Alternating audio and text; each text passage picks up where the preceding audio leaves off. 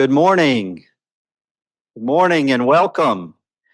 Welcome to those of you joining us here at the Sonia Haynes Stone Center for Research in Black Culture and History, and for those of you joining us here remotely. My name is Adam Sotok, and I have the pleasure of serving as the director of UNC Rural. We are so grateful you could join us for today's event, Serving North Carolina Through Rural Partnerships. This event is part of the 5th annual Carolina Engagement Week coordinated by the Carolina Center for Public Service. In a moment, I'm going to share a few housekeeping announcements, an overview of today's program, and recognize some key partners. But before I do so, I wanted to take the liberty to provide some more background on UNC Rural and share some thoughts around what brings us together today. The main goal for today's event is simple: to bring people together to network and to share ideas and experiences that lead into action that builds and strengthens rural community campus partnerships. We're very excited about rural community engagement and building partnerships that are win-wins, because we know that the work that we all do is crucial to the mission and purpose of UNC Chapel Hill and vital to our communities. We're very excited to have such a strong mix of attendees with us today. In fact, we were amazed to see that our registration list was more or less evenly divided among rural community partners and groups, UNC faculty and staff, and students. Obviously, all key constituencies when building rural community campus partnerships. We welcome all of you. In fact, we recognize that our success depends on how well we represent the full and rich landscape of both rural communities and their academic partners. So thank you for being here. Today, we encourage you to think about engagement and community campus partnerships in the broadest sense. In fact, even pushing the boundaries of what's possible moving forward. We think today's sessions provide an interesting range of topics and will provide plenty of food for thought moving forward. We know there are so many ways of thinking about and talking about this broad topic of strengthening rural community campus partnerships. And through our 5 sessions today, coupled with our information tables and networking sessions, we'll dig deeper into key topics and questions like, what is engaged scholarship? What does building relationships truly look like? What are the tenets of community-based research? How do rural community campus partnerships support student success? And more. We want the information and resources that you receive today to be both helpful and impactful. And if you haven't worked much with us here at UNC Rural, we hope today's event will be a launching point for future collaboration. Speaking of UNC Rural was founded in 2019 and operates within the UNC Chapel Hill Office of the Provost's Division of Student Success. UNC Rural is part of Academic and Community Engagement, or ACE, directed by Dr. Marcus Collins. ACE consists of a variety of programs supporting the campus community and connecting the campus with the broader public. Under the leadership of Dr. Collins, along with the other amazing centers within academic and community engagement, we are looking forward to the future. I also want to take this opportunity to thank Dr. Meg Zomarodi, who is here and has taken UNC Rural under her wing in interprofessional health initiatives and is going to be serving as the Senior Associate Provost for Academic Excellence. All right. And I'm trying to click to the next slide. There we go. About UNC Rural. UNC Rural honors the University of North Carolina at Chapel Hill's mission to serve her state by connecting rural communities with campus partners and resources. We share a vision of ensuring that rural North Carolina thrives through a trusted and supportive network of community campus partners. We work towards this by strengthening collaborative partnerships that enhance the well-being of rural North Carolinians. We're committed to working alongside all of you to build a strong foundation and build on the strong foundation and history of community campus partnerships and engaged scholarship at UNC. We have some guiding principles that we'd really try to follow at UNC Rural, and they're up on the slides in front of you. We foster long-term transformational relationships built on transparency. We ensure our work aligns with the priorities of rural communities. We honor community members' knowledge and lived experiences and encourage other campus partners to do the same. We find innovative ways to partner that result in tangible action and local impact. And we welcome everyone as partners. We know that we are truly better together. We welcome you as community partners, as UNC faculty and staff, and as students to embrace these principles today. Many of you have welcomed us into your own communities.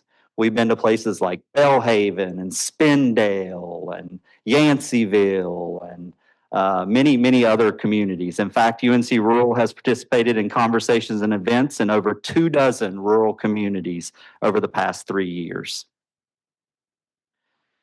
We wanted to hold this event today as part of the larger Carolina Engagement Week to focus specifically on rural areas. We all know that we cannot have a conversation about partnerships or student success or anything else without taking the rural experience into account. North Carolina, while changing and growing, remains a largely rural state. In fact, here are just a few numbers up here to drive that home. For example, most people have no idea that North Carolina is second only to Texas when it comes to rural population. We have more folks living in rural areas here in North Carolina than any other state except Texas. To be of service to our state is to work closely with and for rural communities, starting where people are at, listening and learning. As we travel to different places across North Carolina, we're constantly inspired by the pride that people have for the places they call home. Today, for this event, taking place during Black History Month, our home is the Sonia Haynes Stone Center for Black History and Culture. They've been kind enough to create a welcome video specifically for today's event, and we wanted to share it with all of you as we get our day started. Welcome to the Sonia Haynes Stone Center, and I am Dr. Ron Manigo-Bryan, the director. Did you know that over 15,000 students take classes right here in the Stone Center every single year? Well, the Stone Center for 30 years has been a home for learning, creativity, and community right here in Carolina. Come on in and explore our galleries, join us for our programs, and discover the vibrant legacy of Black culture and scholarship. We're so very glad you're here. Thank you. In just a few minutes, we will begin our first session of the day. It starts with listening. Before that, I want to share some reminders and make some quick acknowledgments. And I'll come back and do thank yous throughout the day too, because this has been a team effort for sure. The event's made possible due to the work and support of many different people and key partners. A special thanks to the Carolina Center for Public Service, the Sonia Haynes Stone Center, the Rural Interprofessional Health Initiative, our friends within the Office of Interprofessional Education and Practice, Office of Health Professions Advising, and Relational Leadership at Carolina. Also, thanks to all our community campus presenters who will lead our 5 sessions throughout the day. I'm just very excited about hearing folks throughout the day and learning a lot. We felt it was important to organize this as a hybrid event. So those of you here will notice throughout the day that we are joined by virtual attendees. We also wanted to reduce paper waste, so we've made all the event materials available digitally through Padlet. On each of your tables or in the Zoom chat, you will see the agenda and 2 QR codes or links. The first is the Padlet online space for viewing materials and engaging with other attendees, no sign-in required. The second is to sign up for UNC Rural's monthly email to stay connected to opportunities and resources for community campus partners. Sign up to be eligible to win a UNC Rural Yeti mug at the end of the day. We will have 2 designated times for both our in-person and virtual attendees to network and learn more about projects at information tables. Those tables are placed throughout the hall areas outside of this room, and we'll hold those networking breaks from 10:30 to 11 and then again from 1:30 to 2. Please visit the tables and learn more. We do have a tight schedule, and we'll need to stay on time to give the proper time to offer great sessions. Throughout the day, we have both Emma Brinkmeyer and Michelle Abel-Schaup, who are here, and you'll see them too, who can assist with logistical questions or issues, including parking and lunch questions. Please note that we have 2 doors to this room. During sessions, please use the back door to exit or come in. And at the end of the sessions or during breaks, you can use both doors to help with the flow of traffic. Restrooms are located by taking a left in the lobby, and then they're on the left-hand side. This morning, we'll have our first session from 9:30 to 10:30, followed by a networking session, and then at 11, we'll hold session number 2. At noon, we'll break for lunch, which will be served as boxed lunches out in the hallway. You're welcome to eat in this room or wherever you may find a comfortable spot. We were thinking the terrace out there might be nice, but I'm not sure that's going to work out today. We'll see. Our featured lunchtime panel will begin promptly at 12:30, so we'll need everyone to be back in their seats in this room by then, and we'll offer reminders. It's okay to finish your lunch in here during the panel. We wanted a way to capture your inspirations and ideas throughout the day, so we've created our vision board with the question, what can you do to strengthen rural community campus partnerships? There are yellow bags with markers and crayons on each of the tables, and we ask you to come up and add your thoughts and your artistic abilities throughout the day. Those of you joining virtually will also have a way to list your thoughts via Padlet. Also, if you haven't already, please create a name tag sticker they're on your table to help identify yourself to others. Okay, lastly, at UNC Rural, we truly believe that by listening to rural communities and combining their expertise and experiences with the scholarship, engagement capacity, and resources at UNC, amazing partnerships and changes will come. Let's take the time today to learn more and to get to know one another a little better. Then let's move forward and take action. With that, let's get going with our first session of the day. It starts with listening.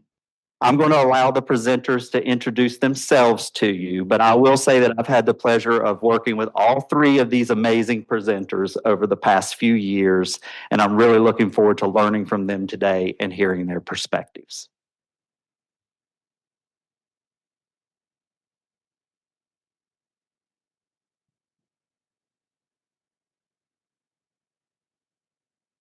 Thank you, Adam. Very excited to be here today, and even more excited to present with my colleagues and co-presenters, Ariel Chase and Dr. Jada Brooks.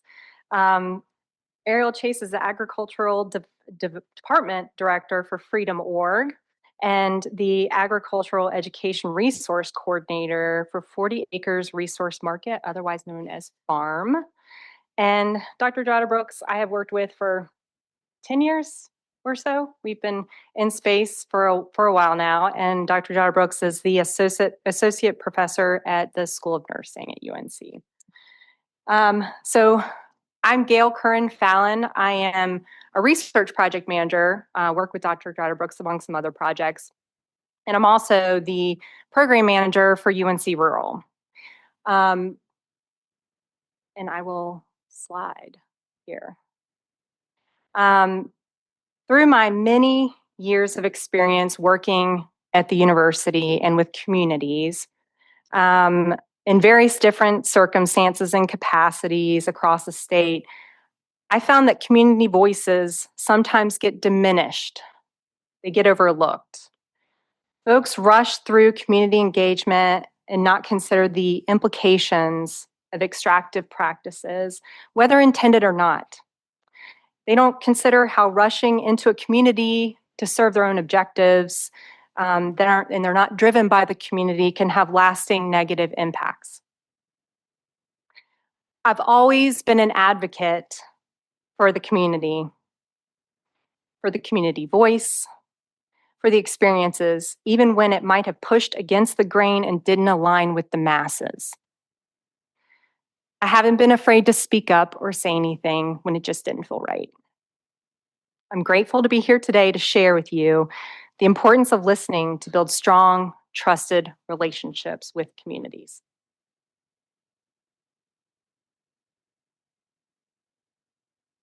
I want you guys to take a minute to pause what you're doing. I want you to take whatever it is out of your hands.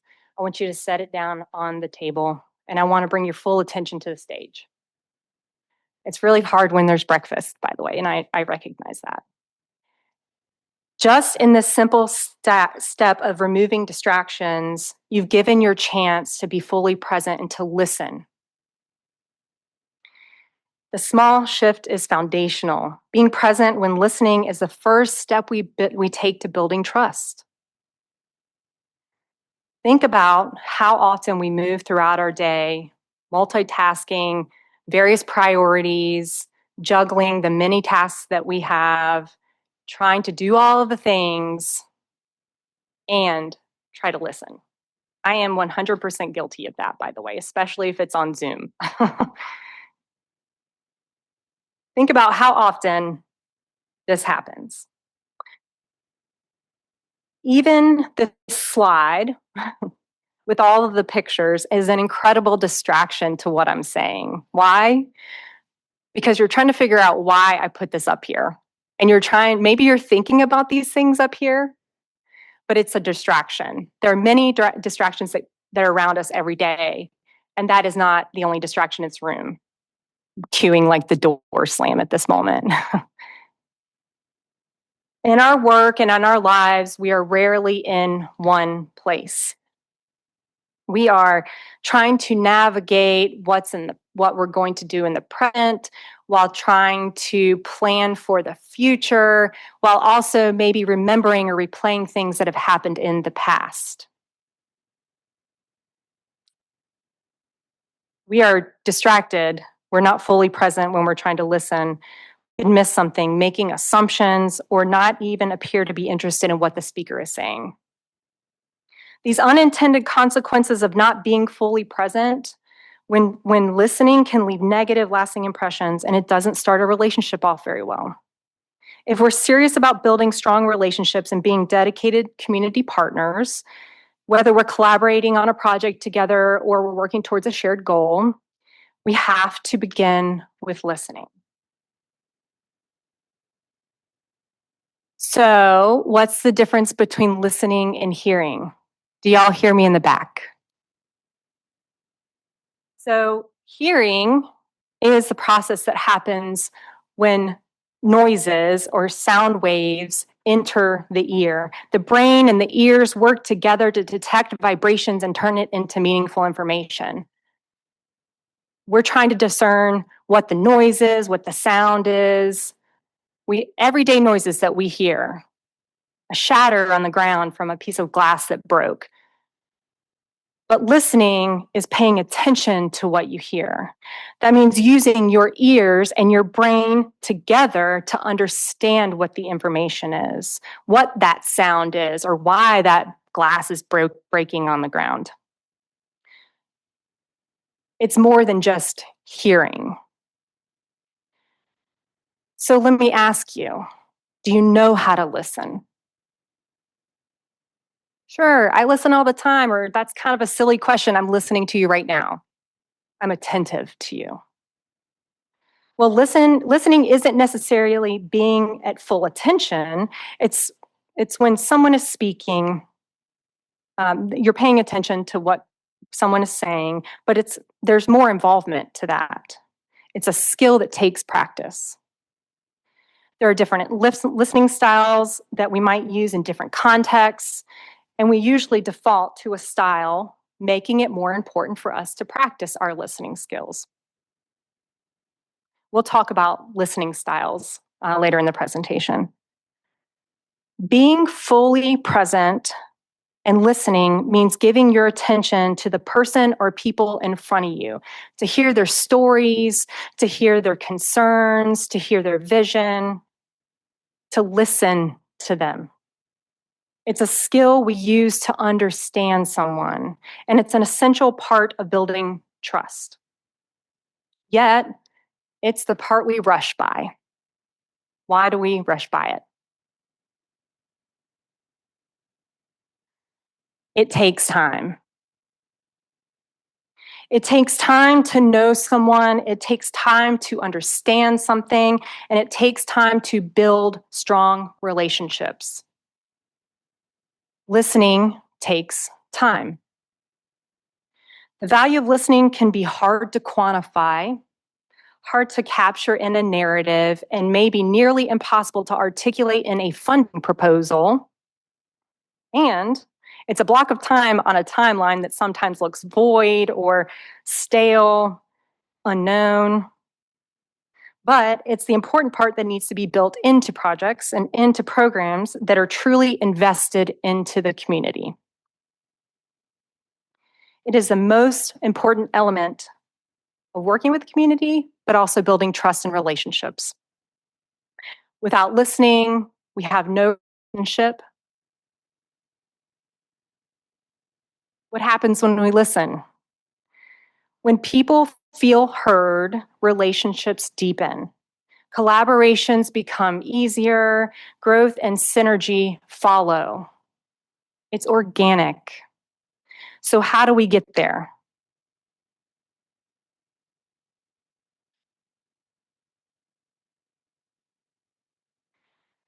Let's start with being present. 100% present to prepare us to start listening. If folks feel heard and that you are listening to what they have to say, that's the first step in trusted relationships.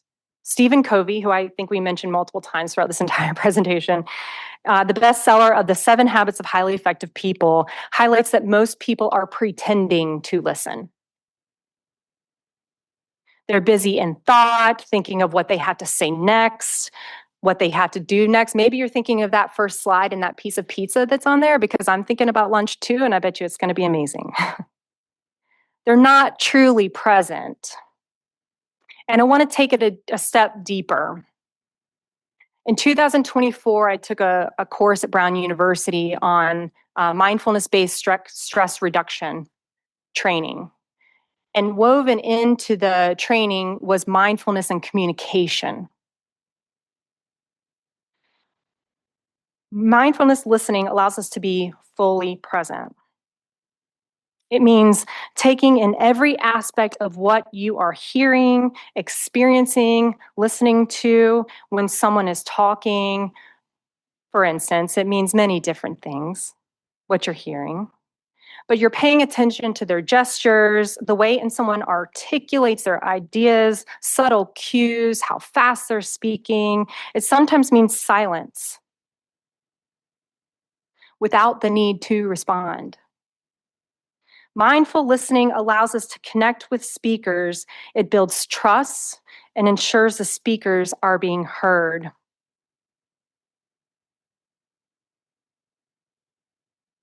So, what does that mean? It means being present. Set your intention to truly receive the information that someone is telling you. Don't craft a response. Take a few slow breaths to ground yourself before a conversation begins, to allow yourself to be open to anything. Let go of distractions so that you can show up fully. Be fully attentive.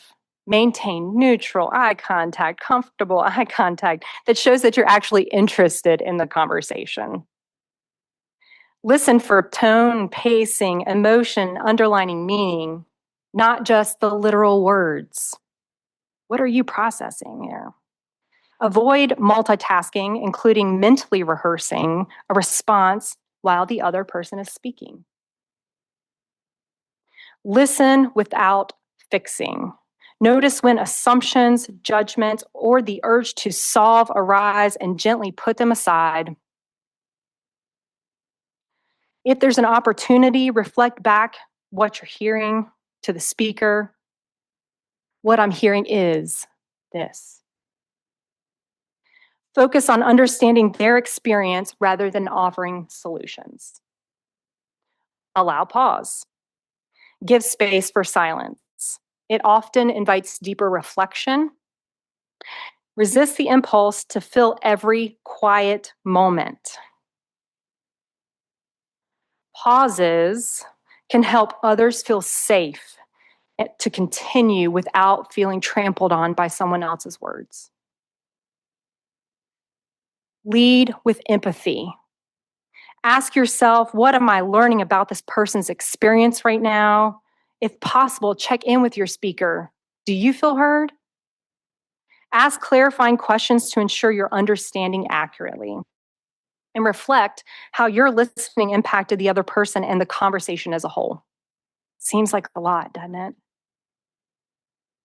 It can be a lot to remember, but with practice, we can become better listeners.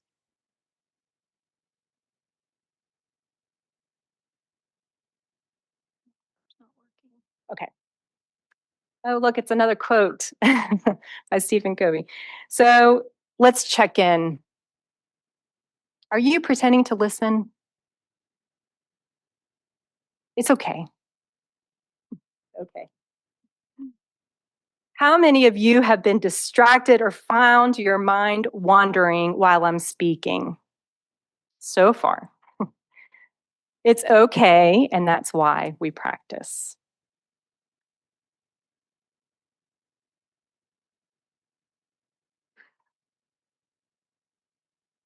So I know this was mentioned earlier, but I do want to drive this in the conversation. Over the past few years, I've had the privilege of working with UNC Rural colleagues to co-develop core values and principles that drive the work we do with UNC Rural. They're listed here on the screen, and Adam mentioned them earlier. These values and principles are built on a foundation of listening.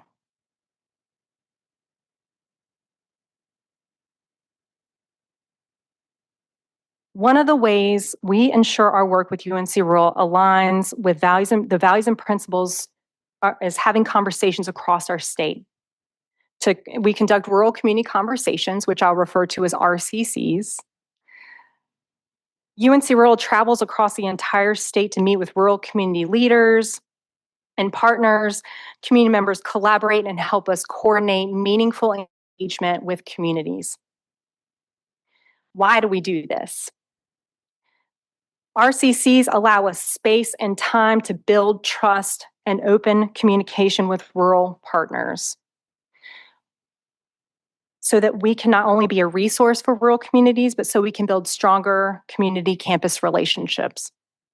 These in-person conversations allow us to get to know folks in the community and better understand the community from the community voice.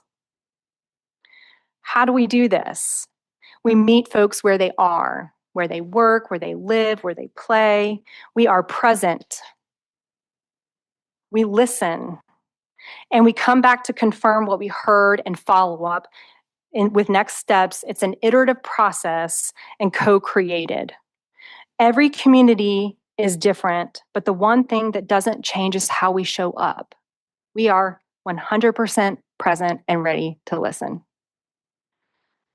Although it takes time, RCCs are an organic and meaningful way to build trust and build relationships in community. RCCs are a foundational practice to support UNC Chapel Hill's commitment to serving rural communities.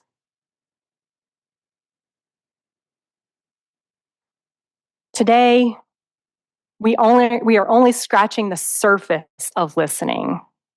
Listening is contextual, and for the purpose of our presentation, we're highlighting the importance of listening to build and maintain trusted relationships within communities. Earlier, I mentioned something about listening styles.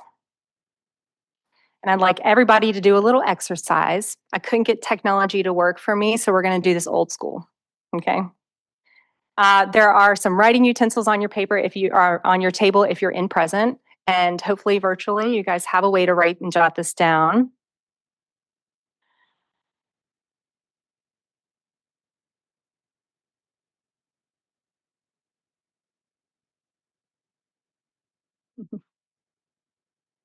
On the screen, you'll see, hopefully you guys can see this. It's 4 listening styles. For each statement, you're going to score yourself a 1 to a 7, 1 being strongly disagree, 7 being strongly agree. Then you'll add your scores in each category to determine what listening style you defer to. The higher the score, the more you lean towards that listening style. We'll give you about 2 minutes to complete this. Yeah, good luck.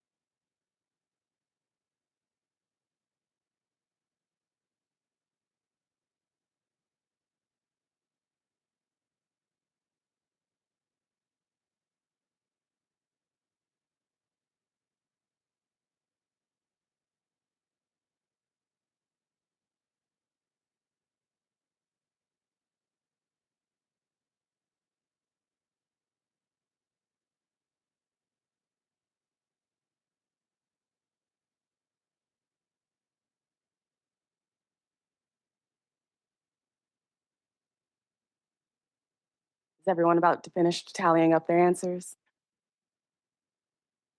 All right, we'll start with a little show of hands. How many of you found yourself leaning towards task-oriented listening? Okay. All right. How many of y'all are more drifting towards analytical listening? Okay. How about relational listening? Ooh, significant. Okay. And how about critical listening? How many of you are just like situational? It depends on the time and place. All right, that's good. That's good. That's actually really good. I'm trying to turn it. Yes, maybe. All right. Um, I'm Ariel Chase. I'm the agriculture director with an organization called Freedom Org. We're based in Edgecombe County. I'm also the programs director for another organization called 40 Acres Resource Market. And um, just before we jump in, I want to start by revisiting something that Gail mentioned in her introduction. If you don't remember to listen to anything else that I say, please just remember this. Listening is a necessary part of the process. It's absolutely foundational. Before action, before deliverables, before any of that, it's that it's that key that helps build strong, trusting partnerships, especially when you consider rural communities. Listening goes beyond the first steps and it becomes the work itself. If your engagement isn't rooted in listening, it's usually not going to be able to go far in terms of sustainability. And so it's good to see that we have a good mix of listening styles because they're really all crucial in making everything work. Um, as I said, I work in like Edgecombe County and Halifax. My work with Freedom Org is primarily in the areas of East Tarboro and Princeville. Fun fact, Black history fact, Princeville is the first town chartered by freed Blacks in America. And so it's really near and dear to our hearts and our mission to help reinvest in rural communities such as this. Much of what I do is centered around grassroots organizing for community gardens, youth agriculture, and resource sharing for small farmers in places that have typically experienced long-term disinvestment. The mission of Freedom Org is just that, to invest in historically disinvested communities through the three pillars of community and economic development, cultural and historical preservation, and agriculture. Freedom's work with UNC through academic community partnerships began before I joined the team, but my personal involvement with the institution and UNC Rural began in 2013 or 2023 through the Whole Community Connections program. That program, led by Giselle Corby, Melissa Green, and their incredible team of both academic and community advisors, linked us with Molly DeMarco, Brett Shepard, and Reverend Bill Kearney from the Food, Fitness, and Opportunities Research Collaborative, as well as Danielle Purifoy and later Javier Ars. It helped support the early development of what is now the East Tarboro Eco Garden. And in this program, our team not only received funding for the project, but valuable lessons in communication, mission alignment, and team building, and of course, listening. Throughout that program, I was able to learn a lot about my leadership style, as well as my communication style, and how important both of those impact listening, especially when we're considering building equitable partnerships. We met with this wonderful group of people over a series of convenings, and we brainstormed with our teams to help develop and implement programs that were designed to help improve health outcomes in rural communities in both Edgecombe and Robeson counties. I'll note that prior to this, I was working with Freedom as a volunteer, and so this was my official first project with the team, and our task was to turn FEMA buyout properties in East Tarboro into a space that supported healthy food access, physical activity, intergenerational learning, and community engagement.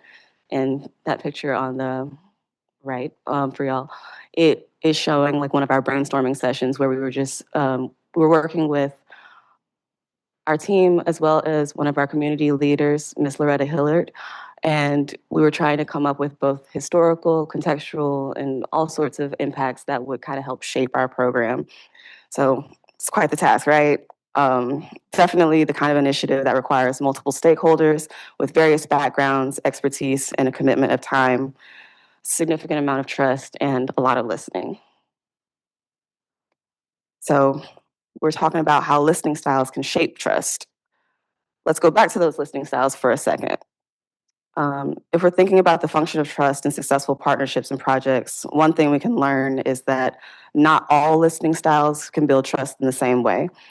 In community engagement work, we often see the four listening styles listed earlier, with critical listening, analytical listening, task-oriented listening, and of course, relational listening. Typically in institutional systems, we see a heavier weight towards the first three styles of listening, but when working with rural communities, we see that we respond more deeply to relational listening. The work is more deeply rooted in relational listening. Before people want to be studied, fixed, or measured, they want to know that they're understood and that their concerns are being heard and that action is being taken with all of those things in mind. So why does relational listening matter so much? It carries a particular weight in rural communities for multiple reasons. Many of the communities that we work with have a long memory of extractive engagement surrounding the historical incidences of flooding, predatory land loss for families, and shifting investments. Folks remember when programs come and go, when the energy doesn't stay. They also remember when people come to communities to do research or investigate an issue but never hear about the results or any follow-up. Rural communities tend to have tight relational networks. Some of you might realize that it's not always easy to just send an email to get in touch with someone. Most of the time you have to meet face to face. It's often easier if you're doing it over food. Word travels quickly in terms of how you communicate with others, how well you listen to others, and that trust or distrust is both moved throughout those relationships. There's also a reality of historic underinvestment, which makes communities highly attuned to what is genuine versus what is performative and surface level. So there has to be that depth realized. Because of these contexts, relational listening communicates three powerful messages. It tells people, you're more than a data point and a statistic. This work is going to last beyond a grant cycle, and also that your lived experience will shape what happens next.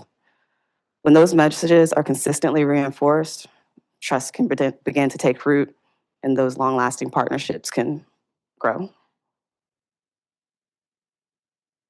So back to the Eco Garden and the partnerships catalyzed by whole community connections, because I feel like it is our biggest example of listening in action.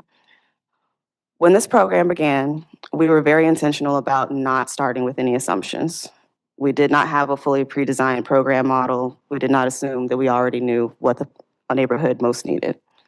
What we did know is that this was a community. It was a neighborhood filled with homes, schools, engagement, activities, sports, all of it. And the floods took a lot of that away and ended up fragmenting the community and had it segmented by vacant parcels. So we wanted to start with those early communications and community engagement to get a feel for what we could do with this land. We knew that we were allowed to do agricultural uses. We knew that we weren't allowed to put in any permanent structures, but within that, how could we bring about what the community really wanted and what it really needed to see those health outcomes? So through the early conversations and community engagements, one of the things that became evident for what we used to call the garden at this time was that the community wanted more than just food production. Community gardens were one of the only allowable uses based off of the zoning restrictions, but after distributing those surveys in the community, going to events, passing them out door to door, it became evident that people wanted gathering spaces, recreation spaces, educational support around growing, and also beautification for the neighborhood. Since we stayed in that listening posture, these insights directly shaped what we were intending to build and helped us come from that very first little sketch with stick figures to our completed design that incorporated a community space for growing, a farm demonstration area, an event space where we could have different markets and activities, and eventually it became the home of our summer camp, Farm Olympics. Listening and incorporating all four styles of listening, but especially relational listening, influenced the overall garden design. It influenced programming decisions. It affected our physical layout choices because how can you have a garden without storage? We had to get creative. Now we have a trailer that's able to be moved in case of floods. It also required us to factor in aspects like a wash and pack facility to be able to help acquire data on how much produce we were bringing in and allow for easier collection of those analytical, critical, detailed points to go along with the parts that we were trying to build. So in this case, listening didn't just inform the garden, it helped fuel the infrastructure and the design of the space itself.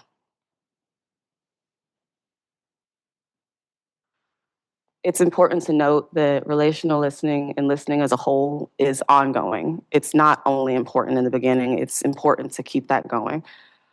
It really became a part of how we operate overall across all of our programming. We began to have community garden conversations at our local library, and those evolved into listening forums and spaces for folks to come together and have planning sessions.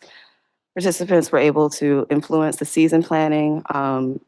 There were suggestions of, if you're from Eastern Carolina, you know that like everyone loves collards, but it's got to be cabbage collards, right? So those key details, we can't just grow food, we have to grow food that matters to the community. But as well as interest in Three Sisters planting and pollinator-focused areas. Um, Upcoming workshops on harvesting, pest control, and cooking are also being shaped for this year, and those were based off of expressions from community interest. We continue to show up at community events to ask questions, present our design, gather feedback from the community, and help them keep us informed and accountable to our mission.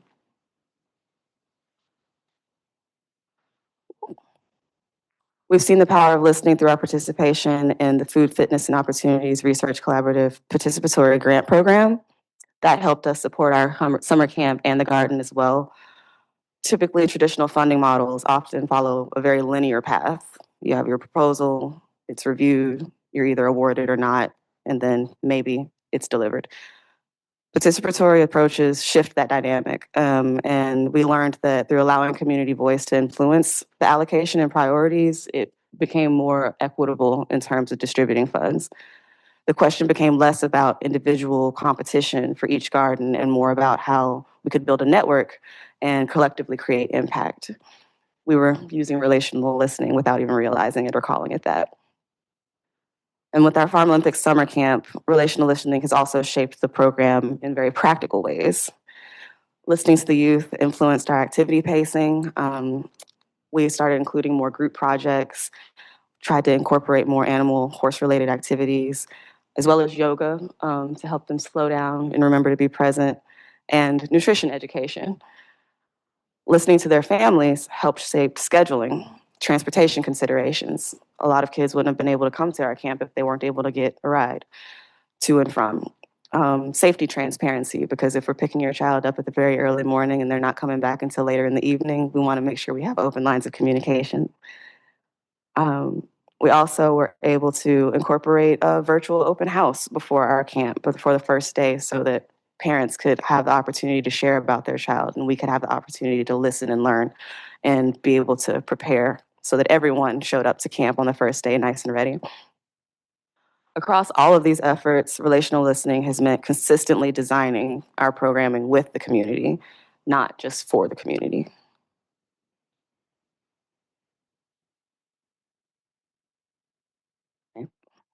So, as I've said earlier, listening is really important because it becomes a part of the infrastructure when you remain rooted in that listening.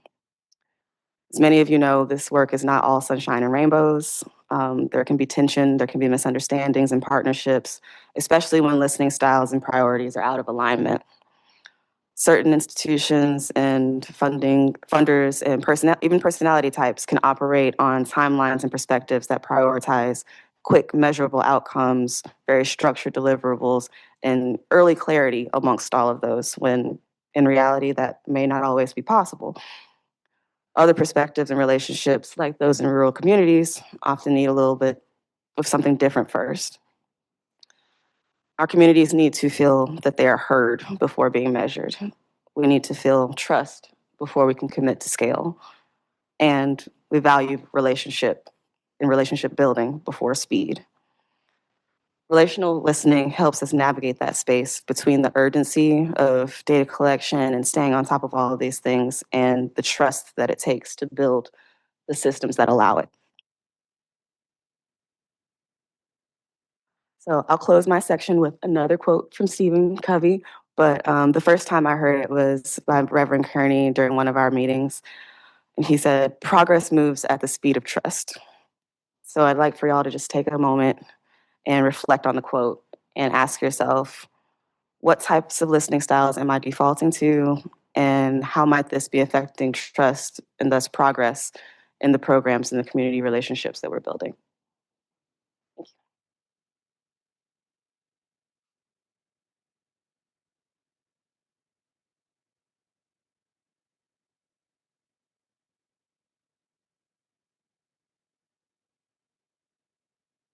Good morning, everyone. I'm Jada Brooks, as Gail mentioned earlier. I'm a faculty member in the School of Nursing, and I've had the honor of living and working in Robeson County, a largely, for the past 25 years, a largely rural and racially diverse county that's located about 2 hours southeast of Chapel Hill. So I'm delighted to be here today. It's kind of my home away from home, and I look forward to spending the next 10 to 15 minutes or so, sharing a little more about what listening means to me and how it shows up in my work. And Gail can attest to the fact that, community partners play an instrumental role in the work that I've been able to conduct over the past 25 years. So, with beginning the presentation, I wanted to talk about culture and community because these two things have been foundational to both my life and work. And as an Indigenous researcher, I'm an enrolled member of the Lumbee Tribe of North Carolina, and I consider myself a community member. I believe that information is always interpreted through context. It's the lens that I view things through, and I'm sure many of you do too, whether you're really aware of that or not. But in addition, culture for me is the lens through which I see the world. It's really the strongest element that I relate to and that I identify with. So it's really important in terms of framing the way that I frame my work as well as how I interpret what others are saying. And so this includes the act of listening.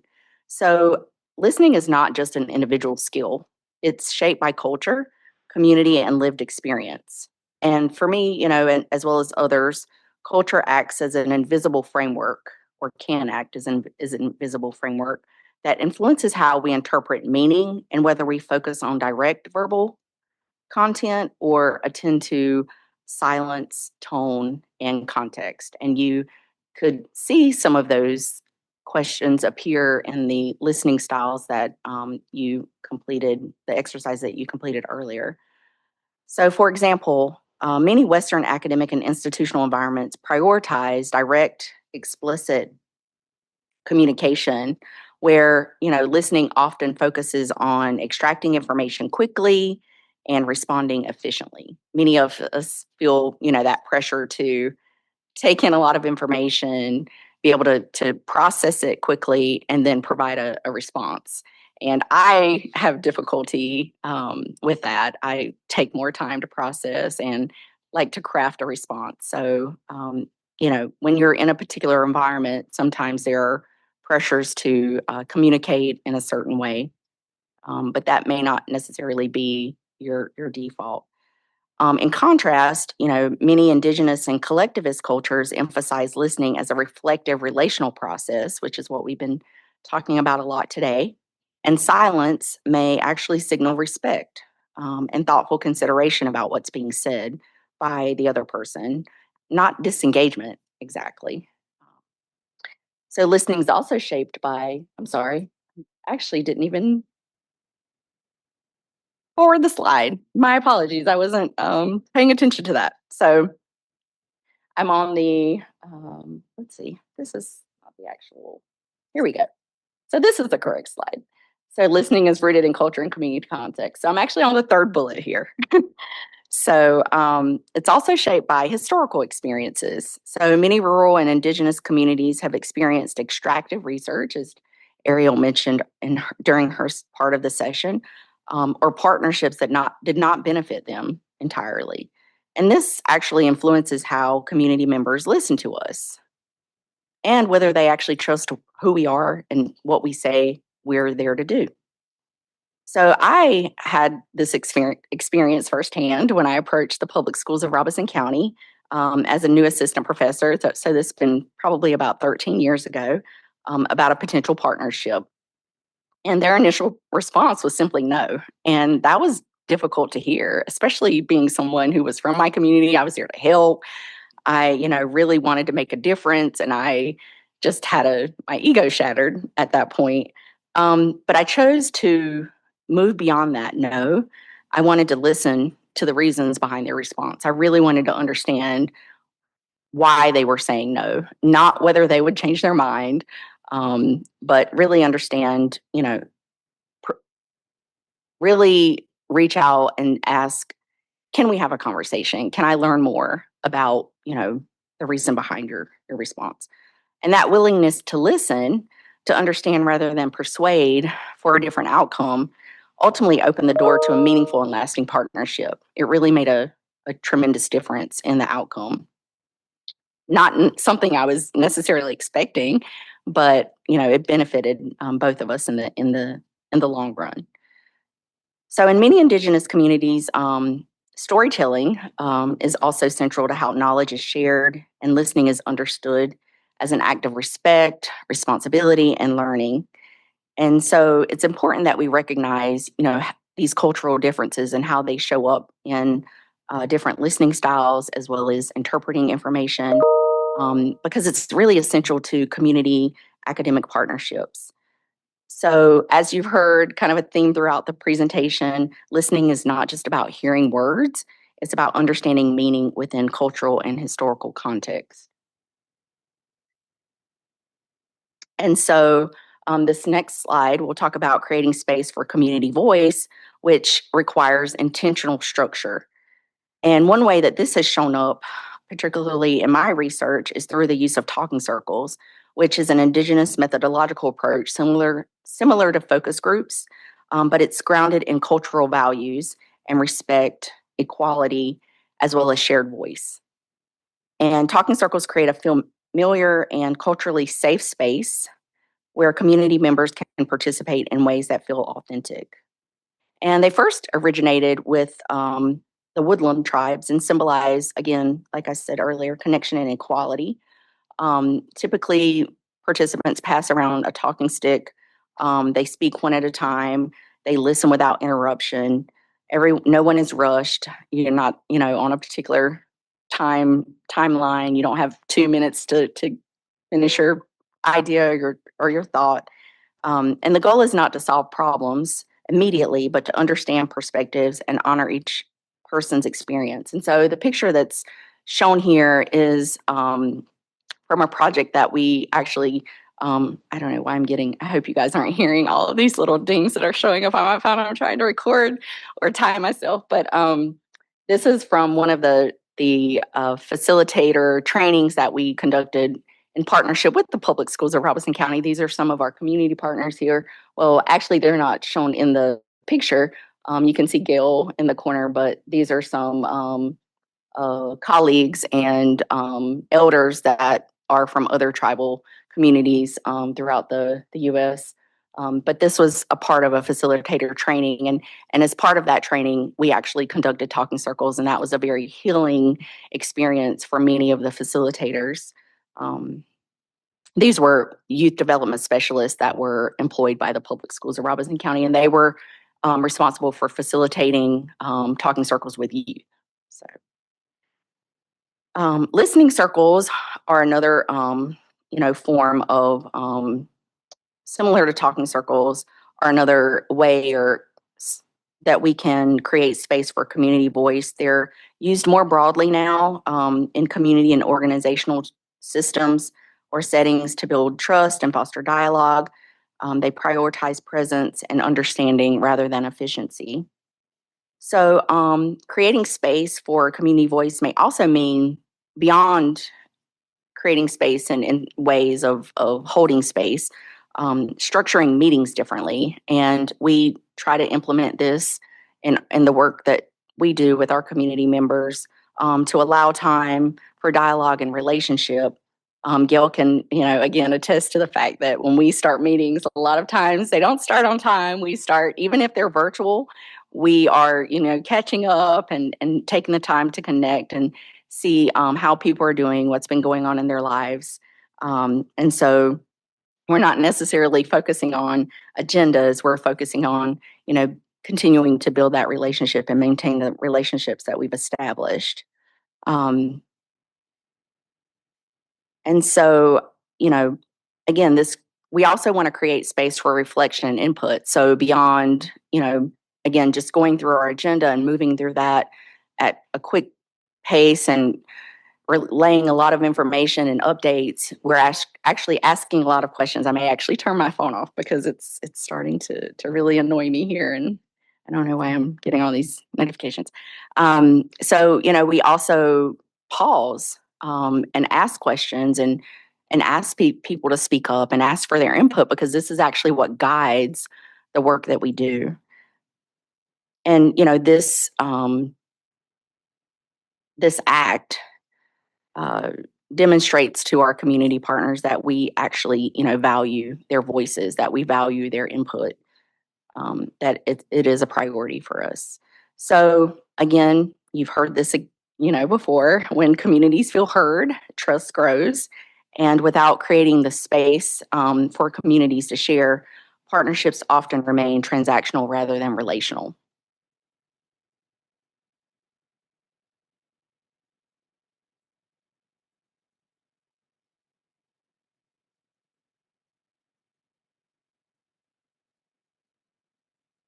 Thank you. Yes, I appreciate it. All right. So, all right, this slide focuses on deep listening and community academic partnerships.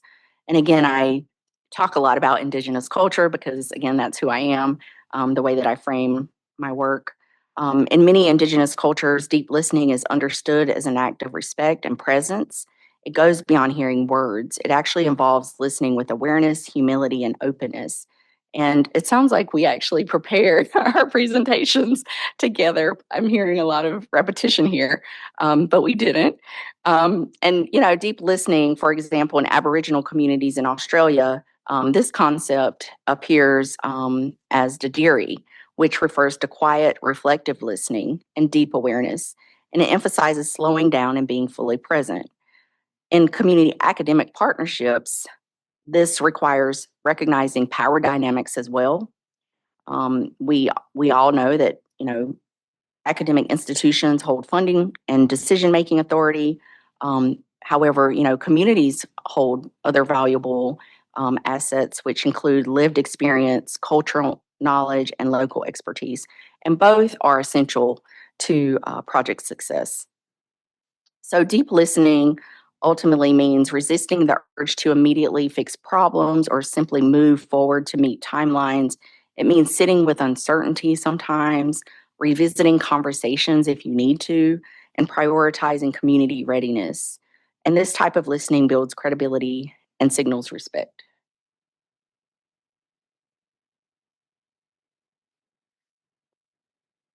Trust does not develop automatically. It develops through intentional listening and consistent action. And we have said this numerous times, it takes time. It's an investment. It doesn't happen overnight. Sometimes you can lose trust. You have to rebuild trust. So it's an evolving, iterative process. It also requires humility and recognizing that community members are experts in their own experiences. It requires patience because trust develops, again, over time.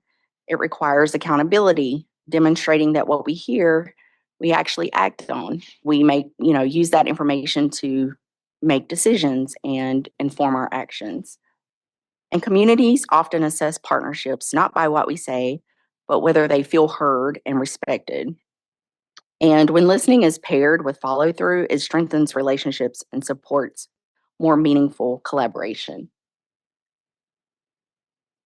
So, as researchers, many students, the faculty here, we operate within institutional environments and we're very familiar with these environments. However, these environments can seem unfamiliar or inaccessible to our community partners. And we have had many conversations about the structures and the systems and how they're not designed for community members and the challenges that they pose in completing the work that we do. Can be very frustrating. But our community partners have been very understanding and often show a lot of grace or extend a lot of grace when it comes to that. Academic systems often emphasize timelines, grant deliverables, and measurable outcomes. While these priorities are important, they can often sometimes conflict with community priorities, and we have to recognize that and work through that. Communities often prioritize trust, relationship building, and shared ownership of the work. And again, these processes take time and cannot be rushed. So, what helps bridge this gap? Relational listening actually helps bridge that gap. It allows academic partners to align research goals with community priorities rather than imposing our own external agendas. And again, when communities feel valued, partnerships become more sustainable and impactful. In the next slide, I'll talk about an example from my own experience where I had a shift in listening. And this actually isn't the only time that this has happened. But earlier in my career, I approached partnerships with a focus on advancing project timelines. I was going up for tenure. I had to meet certain expectations and had responsibilities. So there were deliverables and outcomes that I, was operating or that was driving sort of my actions. And I thought I was listening. I believed I was listening, but I was also often listening for information that would help move the project forward. What was it that I was hearing that could help me continue to meet these deadlines and these goals that I had?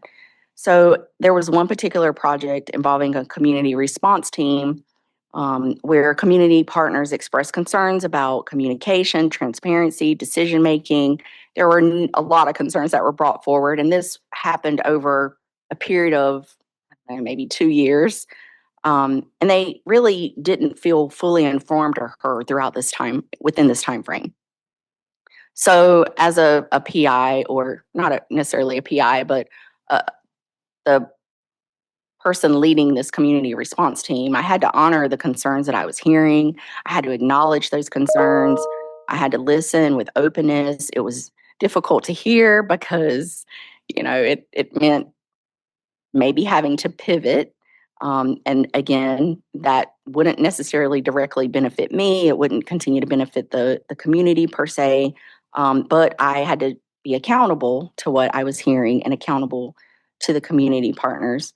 And so ultimately, the community response team made a decision to step away from the project. But following that decision, one of my community partners and I were invited to meet with NIH leadership once they heard about the fact that we were resigning, to for them to really listen and understand our experiences. And they didn't dismiss our concerns. Instead, they treated the conversation as a learning opportunity. And so this actually led to the creation of the American Indian, Alaska Native, Native Hawaiian, and Pacific Islander Enrichment Initiative, which you can see pictured here. And this initiative focuses on strengthening community-driven research and ensuring that communities have greater voice and leadership, that they have more control over the work that's being done within their communities. So this experience reinforced that listening is not always easy. There's a lot of difficult conversations that I've had over the years, and Gail and I have had to sit in spaces where it took a lot to really problem solve and figure out a way to navigate that. But ultimately, it can open doors and it can lead to broad and meaningful change when we actually listen and understand what communities want and need. So in terms of the impact of relational listening, we need to prioritize relational listening. Again, it strengthens our partnerships, our research. Communities are more likely to engage with us when we employ that listening style. They feel respected, they feel heard. Research becomes more aligned with community priorities again because we're assessing what's needed. We're understanding what their priorities are and how we can better align our work to meet those priorities. Partnerships become more sustainable because they're built on trust rather than transactions. And I won't continue to bore you with and repeat everything that's already been said. But again, relational listening strengthens both relationships and outcomes. And so the last slide, I have a quote. Listening doesn't always lead to hearing. Hearing doesn't always lead to understanding. But active listening helps each person truly see the other. And that's the reason that we listen. We are hoping that we're being seen, that what we're communicating is coming across, and that people understand what we're trying to say. So this quote captures the heart of relational listening, in my opinion. Hearing words, again, is not enough. Listening requires intention, humility, and presence. It's how trust begins. We've said this numerous times. It's how partnerships grow, and it's how research becomes more ethical, meaningful, and impactful. So the key takeaway, I'll pass this over to Gail, but for me, relational listening requires us to slow down, be fully present, create space for community voices to shape the work, not just inform it. Thank you.